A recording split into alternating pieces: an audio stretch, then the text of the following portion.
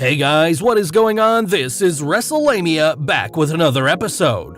While WrestleMania Backlash is only 2 weeks away, the WWE has a momentous main event tonight as Daniel Bryan puts his Smackdown career on the line against Universal Champion Roman Reigns.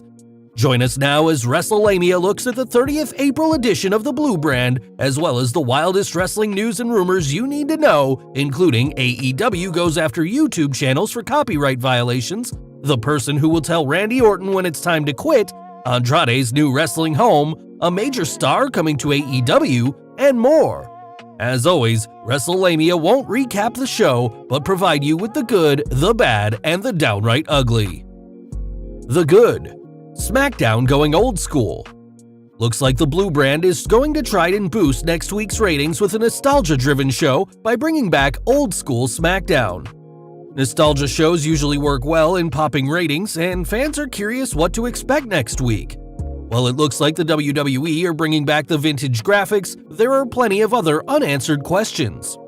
Will the WWE bring back some old school Smackdown stars? Will the WWE bring back its early Smackdown sets? And if so, will it bring back the legendary Smackdown Fist? If it doesn't, the WWE Universe needs to riot, as Kevin Owens has already said he wants to jump off the Smackdown Fist next week. A great main event. The WWE did everything right with tonight's main event match between Daniel Bryan and Roman Reigns. The WWE started by announcing the match ahead of time and hyping it throughout the week, including the night of the show. As for the match itself, it was everything the WWE should be doing with Roman Reigns every time he defends the Universal Championship. Book him as a monster heel who is a three-dimensional threat. Reigns is more than a powerhouse wrestler, and while he's not known for his technical skills, his guillotine finisher is a hold to be feared as it's put away several top names. Thankfully, the WWE didn't have Jey Uso interfere in the match, as it's been overused to the point that it's hurt Reigns' credibility as a strong champion. Interference from Uso, as well as Reigns' overuse of low blows, needs to be scaled back so it's always in the back of a fan's mind, but not so much that they groan when they see either situation occur match after match.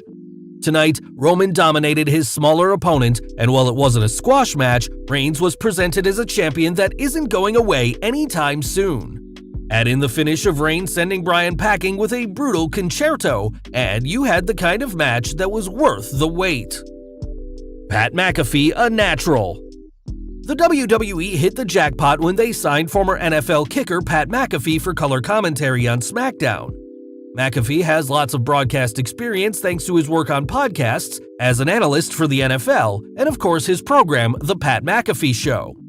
Throw in his love for pro wrestling, and you have an individual who is highly qualified and loves what he's calling. While McAfee has been critical of his work on SmackDown, fans disagree, and he's a welcome addition. ABC, the Aleister Black Conundrum. Wrestlelamia is curious what the future holds for Aleister Black, a superstar who seemed like he might be on his way out of the WWE after months of being absent from WWE TV. However, the recent hype videos for Black's return are intriguing, and with any luck, the WWE will use them to give the talented Dutch Destroyer a chance to succeed. Wrestlelamia knows better than to get its hopes up based on hype videos, but Black is so talented that the combination of his recent videos and past performances has us excited. Like many Aleister fans, we're pleading with the WWE to not screw things up, as Black could add something special to SmackDown's undercard.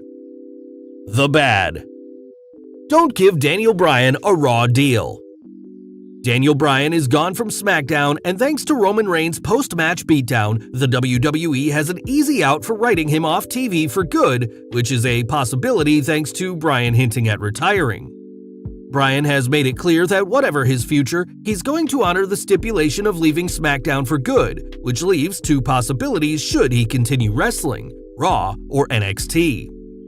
This is a no-brainer for anyone who watches Raw, as the Red Brand is a complete mess, and it's difficult to think of any scenario where Bryan could add anything to the show, since Raw has been unable to do anything with 3 hours of TV and a roster full of talent. If Bryan heads to Raw, he'd be best used in the creative department, as his writing work on the Blue Brand has helped the show. While heading to NXT may seem like a step down in some fans' eyes, Bryan could do a lot to help the black and gold brand. NXT has enjoyed a ratings boost since moving to Tuesdays, and Bryan's presence could help the show's ratings further. Bryan's presence could create a number of fantastic matches, and NXT wrestler Johnny Gargano has already talked about wanting to wrestle Bryan. Finally, the leader of the Yes Movement could help mentor the young stars on NXT as he transitions to a part-time schedule. Where would you like to see Bryan wrestle? Let us know in the comments below. A weak first half. Tonight's Smackdown wasn't bad, and there's no denying that the main event was one for the ages, a pay-per-view quality match reminiscent of the Attitude Era when main events meant something and featured high-stakes matches with main event superstars. Nonetheless, the WWE missed out on an opportunity to present a strong show from start to finish, keeping fans entertained and motivating them to tune in next week. Instead, the WWE put on a number of lackluster matches that seemed to suggest the WWE knew fans would stay tuned for the main event regardless of what airs beforehand. AEW is taking a chance with this with its Blood and Guts edition of Dynamite this Wednesday that is only going to feature one match in a 2-hour show. The WWE's Women's Wrestling Woes. Tonight's Smackdown was another example of how awful the women's division is, as seen with yet another match between Tamina and Natalya against Women's Tag Team Champions Nia Jax and Shayna Baszler. This program has been on life support from the start, and WWE has done nothing to make it exciting or give the fans any interest in rematches. Something as simple as an injury angle could have Tamina and Natalya gunning for revenge, but instead, WWE chooses to throw them into repeat singles and tag matches, often with the same finish. The women's tag division should be used to help give female superstars who aren't involved in singles programs a chance to get TV time, but if this is the best the WWE can do, it needs to scrap the tag titles. A strong undercard program. Tonight's Smackdown was nothing special in the first hour, but the Intercontinental Championship defense by Apollo Crews against Big E showed how rematches don't have to be monotonous. The WWE inserted Kevin Owens and Sami Zayn into the match, with KO running in after Commander Aziz interfered in the match, and Zayn continuing his feud with Owens by attacking him. The WWE even teased Zayn's desire for the IC strap by having him reluctantly hand over the title to Crews, leading to Aziz hitting the Nigerian nail on him. SmackDown does a much better job with its undercard than Raw, but this segment was particularly effective for all 4 men involved. The Downright Ugly. The Tribal Chief's terrible theme. Roman Reigns' new theme is beyond awful, a reminder of just how generic WWE Superstars' theme music sounds, whether it's the Tribal Chief or anyone else. The WWE occasionally gets a theme right, such as the entrance music for the almighty Bobby Lashley, but these are the exceptions that break the rule.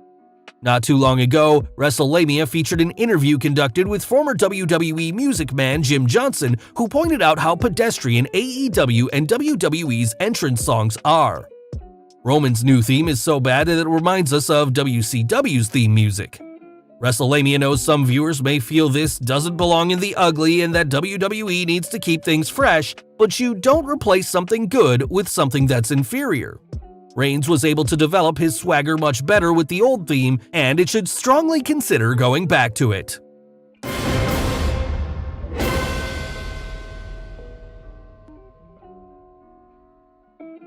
The news. AEW's all-out war on YouTubers. All Elite Wrestling is going all in when it comes to cracking down on YouTube channels that use AEW footage, so much so that the company almost shut down the popular channel Botchamania. The channel's Twitter account revealed how AEW has gone after a number of channels. Not sure what's going on with AEW/YouTube today, but the AEW Music channel only has 4 videos remaining. Channels like @Dre1 Gaming have had strikes on videos covering AEW games. I've had 7 videos removed and 2 copyright strikes, and I'm about 3 seconds away from a channel deletion. At the end of the day, it's their footage, and if they've decided, actually, you highlighting our worst moments isn't cool anymore, I can hardly cry foul. There may be hope though, as AEW's Aubrey Edwards tweeted, "Yo, we've been working on resolving this all morning, which is why I haven't tweeted anything until now. Hang tight." Hopefully, AEW will reach an understanding with these YouTube creators as they promote AEW to fans, even when it's humorous videos featuring goofs and gaffes. What do you think of AEW going after YouTube channels? AEW close to huge signing? Strong rumors are circulating that Tessa Blanchard and her husband Daga, aka Miguel Angel Olivio, could be in AEW at any moment. According to SE Scoop's Michael Reichlin, Tessa Blanchard and husband Daga are in talks to sign with All Elite Wrestling. The negotiations have been ongoing for over a month. One source close to the situation tells us that it's all but a formality until they are signed. Blanchard could be a great addition to AEW's women's division, and her husband has considerable experience in the ring, having worked in AAA, Lucha Underground, and Impact Wrestling. Who will tell Randy Orton when it's time to retire? Retirement is a sensitive subject for wrestlers, as history has shown that many simply don't know when it's time to quit. Whether it's a case of wrestlers needing to work due to financial insecurity or the well-documented allure of the crowd, many wrestlers overstay their welcome.